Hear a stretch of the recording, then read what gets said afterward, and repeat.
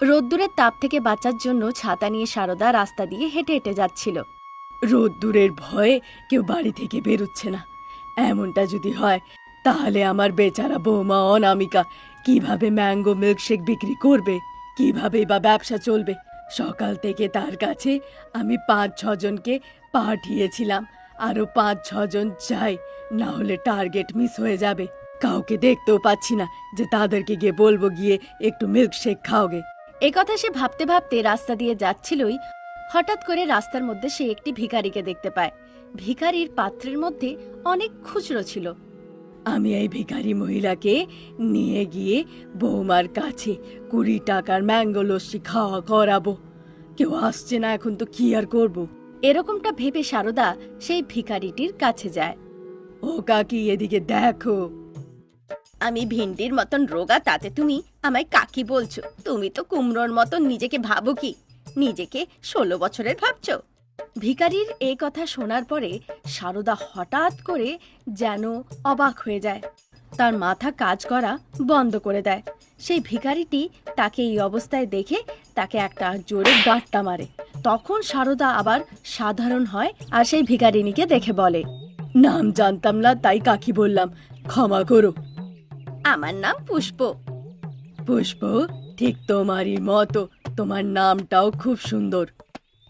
আগে বলো, আমার কাছে কেন এসেছো? আমি কি কোনো সেলিব্রিটি? আমি তো একজন ভিখারিনী। তোমাকে আমায় একটা সাহায্য করতে হবে। আমার এই বাটির মধ্যে চেঞ্জ ছাড়া, আমার মাথার উইগটা ছাড়া আর এই কাঁধের ব্যাগটি ছাড়া তোমার যা বলার বলতে পারো। এসব জিনিসের আমার কি দরকার? চলো, এসব জিনিস নিয়ে আমার জুস সেন্টারের কাছে চলো। তোমাকে আমি জুস কিনে দেব। আরে না না। তাহলে তুমি জুস কিনে আমায় দেবে? আরে না না, তুমি নিজের জুসের টাকা নিজেই দেবে। চলো, গরমকালে ম্যাঙ্গো জুস খেতে বেশ ভালো লাগে, গিয়ে একবার খাবে চলো। একথা বলে ভিখারি পুষ্পাকে সঙ্গে করে নিয়ে সারদা একটি গাছের তলায়, যেখানে অনামিকা জুস বিক্রি করত, সেখানে নিয়ে যায়। মা, আপনি এই ভিখারিকে এখানে কেন নিয়ে এসেছেন? বৌমা, তুমি এমনি বলো না, ওর নাম পুষ্পা, ও এখন আমাদের কাস্টমার। তোমার কাছে এসেছে সে ম্যাঙ্গো মিল্কশেক খাওয়ার জন্য, তাকে একটু তুমি সম্মান দাও। আপনি ওকে একটু গিয়ে সম্মান দিন না। আপনি যখন এনেছেন আমি একটু বরঞ্চ জিরিয়ে নিই, আমার পায়ে খুব ব্যথা হচ্ছে। এভাবে বলে অনামিকা একটু সাইডে চলে যায়। যেহেতু আর কিছু করার ছিল না, তাই ভালো, এবার চলো 20 টাকা বের করো। সারদার এভাবে বলাতে পুষ্প নিজের বাটি থেকে 20 টাকা তুলে সারদাকে দিয়ে দেয়। তারপর সেখান থেকে সে চলে যায়। সারদা সেই 20 টাকার খুচরো গুনতে গুনতে সোজা নিজের ঠেলার কাছে চলে যায়। বৌমা, 3টে খদ্দের আসছে, এসো বৌমা। সারদার এভাবে বলাতে অনামিকা নিজের ম্যাঙ্গো মিল্কশেকের ঠেলার কাছে ফিরে আসে। যে 3জন খদ্দের তার দোকানে এসেছিল তাদেরকে সে মিল্কশেক বানিয়ে দেয়। তারা গল্পগুজব করতে করতে নিজেদের বন্ধুদের সাথে মিল্কশেক খেতে লাগে। শাশুড়িমা, আপনি বাড়ি যাননি? না বৌমা, বাড়ি যায়নি, কিন্তু এর মধ্যে তোমার শ্বশুর মশাইয়ের সাথে ফোনে কথা হয়েছে, তিনি বলেছেন তিনি ঠিক আছেন। হ্যাঁ মা, ওনাকে সুস্থ থাকতেই হবে। শুধু এইটুকু যে কোথাও না কোথা থেকে যেন একটু টাকার বন্দোবস্ত হয়ে যায়। আমারও ঠিক তেমনটাই মনে হয় মা। তবে আমার ছেলে কোথায়? সেও নিশ্চয়ই কোথাও গেছে ম্যাঙ্গো মিল্কশেক খাওয়ার জন্য খদ্দের খুঁজে আনতে। হয়তো সে আসছেই। আচ্ছা বৌমা, তাহলে আমি যাচ্ছি, তুমি একটু লক্ষ্য রেখো, বিশেষ করে এই টাকার বাস করতে গিয়ে। আচ্ছা বেশ মা। একটি অটোওয়ালার কাছে যায়। নমস্কার দাদা। হ্যাঁ, নমস্কার নমস্কার। কোথায় যাবে? আমি যাব না, আপনি যাবেন।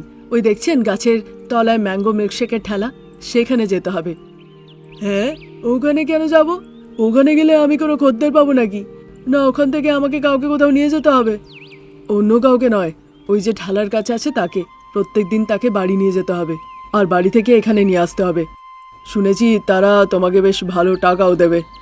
ভাবলাম এই কথাটা বললে তোমাকে কাজে দেবে, তাই বলতে এলাম। তাই বুঝি? তাহলে এখান থেকে কোথায় যেতে হবে? আগে তুমি ওই ঠেলায় গিয়ে একটা ভালো করে মিল্কশেক খাও, মিষ্টি করে কথা বলবে। তারপর এরকম 1-2 দিন করার পরে তাদের তোমার উপরে ভরসা হয়ে যাবে, তখন তারা নিজেই তোমাকে নিয়ে যাওয়ার জন্য বলবে। রমেশের এ কথা শুনে সে অটোওয়ালা সব সত্যি ভাবতে লাগে। দেরি না করে নিজের অটোটি নিয়ে সে তাড়াতাড়ি অনামিকার ঠালার কাছে পৌঁছে যায়, মিষ্টি করে কথা বলে, তারপর এক গ্লাস ম্যাঙ্গো মিল্কশেক খেয়ে তাতে টাকাও দিয়ে দেয়। এভাবেই দিন কাটছিল। একদিকে শারদা খদ্দেরদের খুঁজে আনতো, আর অন্যদিকে রমেশও খদ্দেরদেরকে খুঁজে মিষ্টি করে কথা বলে তাদেরকে ম্যাঙ্গো মিল্কশেক খাওয়ার জন্য ঠালার কাছে নিয়ে আসতো। তারা আপ্রাণ চেষ্টা করে খদ্দের নিয়ে আসতো যাতে অনামিকার ম্যাঙ্গো মিল্কশেকের ব্যবসা ভালো করে চলতে পারে। একদিন রাত্রিবেলাতে শাশুড়ি বৌমার ঘুম আর আসে না। তারা উঠে বসে গল্প করতে লাগে। আমরা যতই চেষ্টা করি না কেন, কিন্তু তোমার বাবার হার্টের অপারেশনের জন্য টাকার ব্যবস্থা করা খুবই কঠিন। হ্যাঁ মা, আমরা তো অনেকদিন ধরেই এই মিল্কশেকের ব্যবসা করছি। ভালোই দিনগুলো কাটছিল, আনন্দে ছিলাম, বিনা কোনো অসুবিধায় ভালোই দিন কাটাচ্ছিলাম। জানতাম না হঠাৎ করে এরকমের একটা সমস্যার সম্মুখীন হব, আর আমরা টাকাও সঞ্চয় করে রাখিনি। তাহলে কি আমরা তাকে এরকমই ছেড়ে দেব? কি যে বলেন মা, আমি ভাবছি কি করে আরো টাকা রোজগার করা যায়। কিন্তু কি করে বৌমা? শারদার এই প্রশ্নতে অনামিকা শারদাকে পুরো ব্যাপারটা ভালো করে বোঝায়। শারদার অনামিকার প্রস্তাব শুনে বেশ ভালো লাগে। ভালো বুদ্ধি বৌমা, কাল থেকে তাহলে আমি এই কাজে লেগে যাব। এখন আপাতত চলো ঘুমিয়ে পড়ি। তারপর শারদা ঘুমোতে চলে যায়। পরের দিন থেকে অনামিকা ভেজাল ম্যাঙ্গো মিল্কশেক বানাবার জন্য নিজের ঠেলা নিয়ে রাস্তার ধারে লাগায়। তারপর একটি মাইক নিয়ে বলতে লাগে, আসুন বাবু আসুন, ম্যাঙ্গো মিল্কশেক জাম্বো গ্লাস শুধু 1 টাকায়। আসুন বাবু আসুন, 1 টাকায় জাম্বো গ্লাস ম্যাঙ্গো মিল্কশেক, এখান থেকে খেয়ে যান। এভাবে অনামিকা মাইক নিয়ে জোরে জোরে বলতে লাগে। 1 টাকায় ম্যাঙ্গো মিল্কশেক, তাও আবার জাম্বো গ্লাস। শুনেই সকলে সেখানে ভিড় লাগাতে লাগে। আমাকে দাও বলে সবাই হাল্লা করতে লাগে। শারদা সবার কাছে টাকা নেয়, আর অনামিকা সবাইকে 1 গ্লাস ম্যাঙ্গো মিল্কশেক দিতে লাগে। কিন্তু সেখানেই দাঁড়িয়ে কমলা ম্যাঙ্গো মিল্কশেক না খেয়ে শুধু সবার দিকে চেয়ে থাকে। কি চিটিংটাই না করছে, ম্যাঙ্গো মিল্কশেকের নামে শুধু লোকেদেরকে জল খাওয়াচ্ছে, তার মধ্যে আম নামমাত্র হবে। কি ঠগান না ঠকাচ্ছে, ঠকাও ঠকাও, আরো বেচো। না আমরা ঠকাচ্ছি না, কাউকে ধোকা দিচ্ছি। তোমরা যেসব করো সেগুলোকে ঠকানো বলে। যখন টাটকা আম এনে সবাইকে আমি দুধ দিয়ে মিল্কশেক বানিয়ে দিচ্ছিলাম, কেউ এখানে এসে খাচ্ছিল না। যখন আমি ঠকিয়ে জল মিশিয়ে সেই মিল্কশেক বানিয়ে বিক্রি করছি, তখন সবাই একদম পিঁপড়ের মতন এসে গেছে সেই মিল্কশেক খাওয়ার জন্য। এভাবে বলাতে সবাই অনামিকার দিকে চেয়ে থাকে। তাহলে এবার আপনারাই বলুন না, আমি কাকে ঠকাচ্ছি, ধোকা দিচ্ছি? হ্যাঁ, অনামিকার এভাবে প্রশ্ন করাতে সেখানে উপস্থিত একটা লোকও উত্তর দেয় না। আপনারা পাল্টে গেছেন, তাই তো আমরাও পাল্টেছি। এখন আপনারা যান, কালকে সবার জন্য বিনা ভেজাল করা ম্যাঙ্গো মিল্কশেক আমি বানিয়ে খাওয়াবো। কালকে আসবেন, যান। একথা বলে অনামিকা নিজের ম্যাঙ্গো মিল্কশেকের ঠেলা আর টাকার বাক্সটি নিয়ে সোজা বাড়ি ফিরে আসে। জড়ো করা টাকা অপারেশনের জন্য যথেষ্ট ছিল, তাই সেই টাকা দিয়ে প্রসাদের অপারেশন করানো হয়। কিছুদিনের মধ্যেই তাকে বাড়ি ফিরিয়ে নিয়ে আসা হয়। প্রসাদ শাশুড়ি বৌমাকে দেখে, আমার জন্য তোমরা শাশুড়ি বৌমা খুব পরিশ্রম করেছ। আমি কিছুই করিনি, বৌমা করেছে। নিজের মনে কষ্ট দিয়ে সে খদ্দেরদেরকে ভেজাল মিল্কশেকও খাইয়েছে। এসব কথা আবার বাবাকে বলার কি দরকার মা? সত্যি মা, বৌমার থেকে তুমি মেয়ে বেশি গো। বাবা শুধু আমি নই, মা, আপনার ছেলে, সকলেই খুব পরিশ্রম করেছে। রাস্তায় ঘুরে ঘুরে অজানা মানুষদের সাথে কথা বলে তাদেরকে নিজের ঠেলাতে নিয়ে আসতো ম্যাঙ্গো মিল্কশেক খাওয়াবার জন্য। এভাবে আমরা সবাই মিলে আপনার প্রাণ বাঁচিয়েছি বাবা।